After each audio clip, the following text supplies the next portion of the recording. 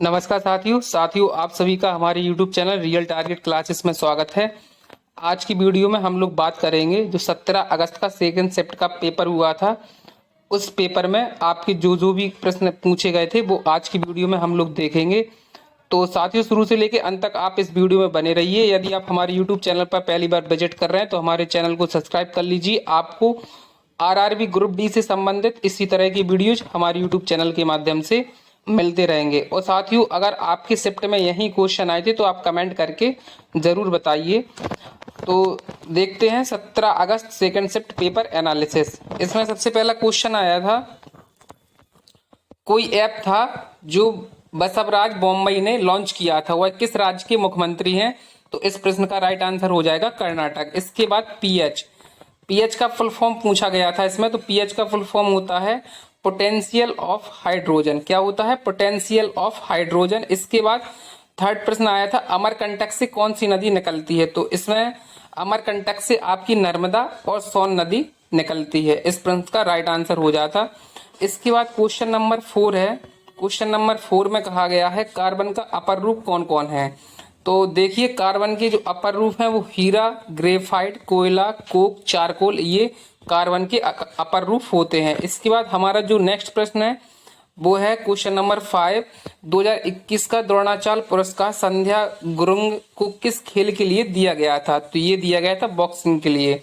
या ऐसे भी प्रश्न पूछ सकता है कि जो संध्या गुरुंग है वो किस खेल से संबंधित है? तो वो बॉक्सिंग से संबंधित है। इसके बाद हमारा अगला प्रश्न है क्वेश्चन नंबर 6, सबसे बड़ा नदी द्वीप कौन सा है?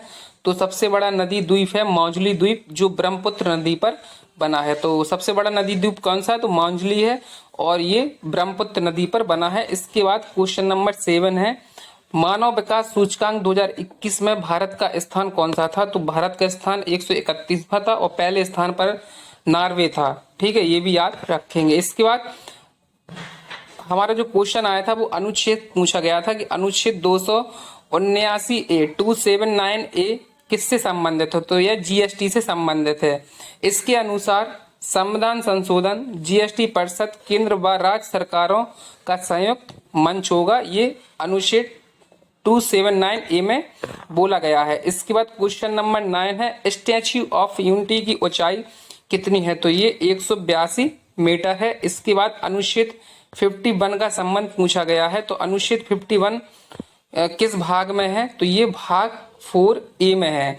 इसके बाद अगला प्रश्न आया था, महिला के लिए पंचायत समिति में आरक्षण कितने का है? तो ये है 1/3 का आरक्षण है। इसके बाद अनुच्छेद 48 ये आया था, 48A आया था। तो इसमें कहा गया है राज्य सरकार को यह निर्देशित देता है कि वह इसमें पर्यावरण की सुरक्षा और उसमें सुधार सुनिश्चित करें तथा देश के वनों तथा वन्य जीव की रक्षा करें। तो जो अनुच्छेद 48A है इसमें पर्यावरण की सुरक्षा और जो वन्य जीव हैं वनों तथा वन्य जीव की रक्षा करना इसके अंतर्गत बोला गया है। इसके बाद हमारा अगला प्रश्न है, निजामुद्दीन ओलिया की दरगाह कहाँ स्थित है? तो निजामुद्दीन ओलिया की दरगाह न्यू दिल्ली में स्थित है।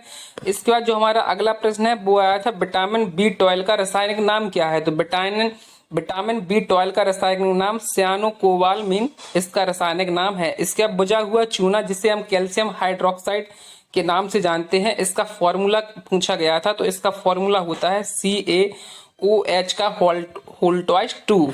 इसके बाद फ्लेमिंग के बाएं हाथ का नियम पूछा गया था। तो इसमें जो अंगूठा होता है वो बल को दर्शाता है और उंगली होती है वो चुंबकीय क्षेत्र और विद्युत धारा को प्रदर्शित करती है। इसके बाद दर्पण सूत्र से संबंधित क्वेश्चन आया था और ये दर्पण सूत्र से संबंधित क्वेश्चन प्रत्येक शिफ्ट में पूछा जा रहा है। तो इससे संबंधित जितने भी क्वेश्चंस बन सकते हैं वो आप सभी लोग पढ़कर जाइए। इसके बाद हमारा जो अगला प्रश्न आया था वो राहुल गांधी की लोकसभा सीट जहां से वे चुनाव जीते थे कौन सी थी? तो वो थी वायनाड।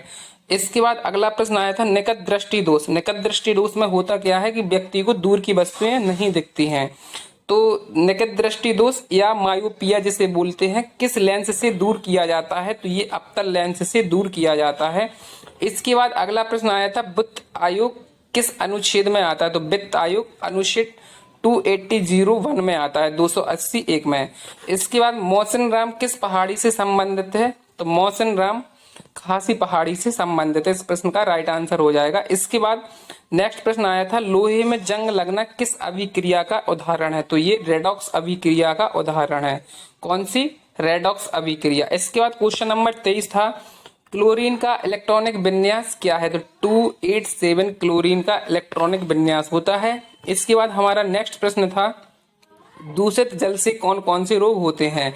तो दूषित जल से डायरिया, टाइफाइड, पीलिया ये आदि रोग होते हैं। इसके बाद क्वेश्चन नंबर 25 है, 2022 के आंकड़ों के अनुसार सबसे ज्यादा बेरोजगारी किस राज्य में है? तो 2022 के आंकड़ों के अनुसार जो सबसे ज्यादा बेरोजगारी है वो है हरियाणा में।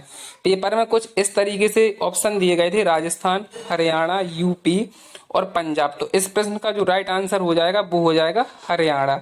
इसके बाद चलते हैं अगले प्रश्न की तरफ। हमारा अगला प्रश्न है, अमरकंटक पहाड़ी से कौन सी नदी निकलती है? तो वो निकलती है नर्मदा नदी। इसके बाद हमारा नेक्स्ट प्रश्न है, भारतीय संग्रहालय अधिनियम कब लागू हुआ? तो ये 1910 में लागू हुआ था। इसके बाद अगला प्रश्न है हमारा, हाइड्रोजन परियोजना एमपी के किस जिले में शुरू की गई है? तो हाइड्रोजन परियोजना एमपी के गुना, कौन से गुना जिले से शुरू की गई है? इसके बाद संघाई हिरण कहाँ पाया जाता है?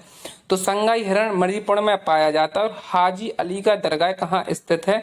तो ये मुंबई महाराष्ट्र में स्थित है। तो साथियों, ये 17 अगस्त सेकेंड शिफ्ट पेपर का एनालिसिस था। आपकी 17 अगस्त सेकेंड शिफ्ट में कुछ इस तरीके से प्रश्न पूछे गए थे, तो आप इस प्रश्न के द्वारा पता कर सकते हैं तो जो प्रश्नों का लेवल है वो किस तरीके का है। वीडियो देखने के लिए थैंक यू। यदि आप हमारे यूट्यूब चैनल पर पहली बार विजिट कर रहे हैं तो चैनल को सब्सक्राइब करिए और बेल आइकन को भी प्रेस करिए ताकि आपको नोटिफिकेशन मिलते रहें। और साथ ही अगर वीडियो आपको अच्छी लगी हो तो वीडियो को शेयर भी कीजिए। Thank you.